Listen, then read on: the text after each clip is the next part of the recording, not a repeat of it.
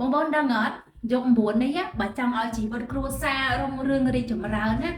បងប្អូនទី1រឿងហាមដាច់ខាតបំផុតចាកុំយកអ្នកមានគុណមកលោលេងមកលេងសើចអ៊ីសោះពីព្រោះអញ្ចេះខ្ញុំមានអតិថិជនរបស់ខ្ញុំមួយចាគាត់ទិញផលិតផលពីនាងខ្ញុំទៅបងប្អូនចាមកចូលបាយនៃការដោះស្រាយរបស់គាត់គឺជារឿងចម្លែកខ្លាំងមែនតើយូរទៅអញនិយាយបានថាអញ្ចេះខ្ញុំជាទូទៅជាមនុស្សអ្នកដែលបើកចិត្តទលាយខ្លាំងមែនតើអតិថិជនគាត់ទិញលើកទី1ហើយចឹងហើយអតិថិជនទីគាត់ទិញលើកទី2គាត់ថាអញ្ចេះបងប្អូនស្ដាប់ឲ្យតន់ខ្ញុំណាចាគាត់ថាអូនអើយបងនៅក្រៅអានេះដឹកអវ៉ាន់ទៅចាំផ្ញើនៅបងអូនបងសិនទៅចាហើយខ្ញុំណែគាត់ថាអត់អីទេបងចាំអវ៉ាន់ដល់ចាំបងបាញ់លុយមកអីចឹងណាបងប្អូនចាដល់ពេលស្រាប់ហើយគាត់ថាអូនអើយកុំបងឥឡូវទីឡុក24ម៉ោងហើយក៏ខ្ញុំគិតថាបងអើយអត់អីទេអញ្ចឹងព្រោះអីខ្ញុំធ្លាប់គេលុកដែរចាព្រោះបបពិសោធន៍របស់យើងព្រោះស្អែកឡើងស្រាប់តែគាត់ប្រាប់មកខ្ញុំទៀតថាអូនអើយបើកង់បងបើអត់ចេញទេ ABA បងប្អូនចាបើអត់ចេញទៅធនាគារពី3ថ្ងៃអត់ចេញទេខ្ញុំក៏មិនថាអីទេណាបងប្អូនតាំងពីថ្ងៃទី28 29 30ចាហើយឥឡូវរហូតដល់ថ្ងៃទី16ណាកន្លះខែហើយខ្ញុំអត់ដែរស្គាល់មកគាត់សោះហើយខ្ញុំអាចឲ្យគាត់ថាអវ៉ាន់ដល់ចាំបងបាញ់លុយអីអញ្ចឹងណាបងប្អូនចាដល់ពេលហើយស្រាប់មកទៀតមកគាត់ថាអត់ទាន់បានដល់ពេលស្រាប់ដល់ទៀតគាត់ថាម្ដាយគាត់ឈឺធ្ងន់ណាស់នៅពេទ្យហ្នឹងចាម្ដាយគាត់ឈឺធ្ងន់មែនតើចាឈឺធ្ងន់នៅពេទ្យដល់ពេលបន្តមកទៀតចាគាត់ប្រាប់ថា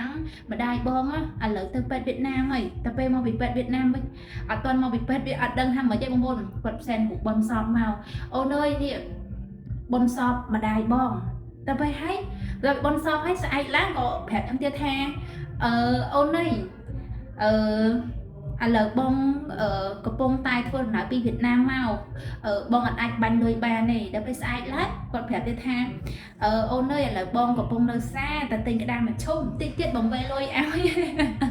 ទិញមកឈុំបងប្អូនអានេះគេហៅថាមនុស្សយើងណាបងប្អូនដល់ពេលដល់ថ្នាក់តពេកចាគាត់យកឪពុកម្ដាយមកលេងសើចអញ្ចឹងជារឿងមួយអត់ល្អខ្លាំងហ្មងចាអញ្ចឹងបងប្អូនធ្វើជាមនុស្សម្នាក់ចាដែលរកស៊ីមានបាននៅក្នុងយុគ9ហ្នឹងណាចា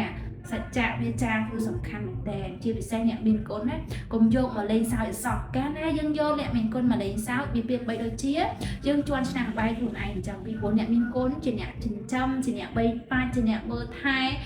ដល់ភាពកក់ក្ដៅឲ្យយើងតែចុងក្រោយយើងធ្វើបែបហ្នឹងបងប្អូនចាជីវិតរបស់យើងជូរទៅដុំដាបទៅ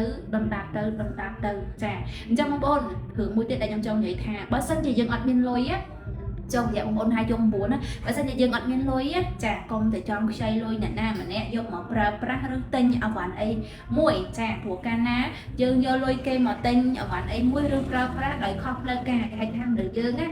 មានលុយចាំទិញចាមិនហាងយក9នេះឬសម័យថ្មីនារីសម័យថ្មីយើងចេះនិយាយថាត្រូវមើលថែខ្លួនឯងអីអញ្ចឹងទៅចាប៉ុន្តែមិនមែនឲ្យមើលថែនេះចាទិញអវ៉ាន់គេជំពាក់លុយគេទាំងតែគេមិនឲ្យជំពាក់សោះណាបងប្អូនចាអញ្ចឹងយក9នេះដើម្បីរកស៊ីមានបានកុំក្បត់មនសិការស្មោះត្រង់នឹងខ្លួនឯងចាកុំចាជន់ប្រលិញអ្នកមានគុណចាអ្វីដែលសំខាន់គឺផ្ដល់ភាពស្មោះត្រង់ឲ្យខ្លួនឯងគឺជារឿងមួយដែលសំខាន់ខ្លាំងមែនតើចាអញ្ចឹង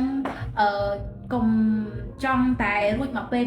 យកអ្នកមានគុណមកលេងសើចណាបងប្អូនចានេះគឺជារឿងសំខាន់មែនតើអ្នកមានគុណគឺជាព្រះរស់ចាអ្នកមានគុណគឺជាអ្នកដែលចាបង្កើតចិញ្ចឹមបីបាច់យើងល្អខ្លាំងមែនតើអញ្ចឹងអ្នកមានគុណណាគ្មានអ្វីប្រៀបបានទេអញ្ចឹងកុំយកអ្នកមានគុណយកមកលេងសើចសោះ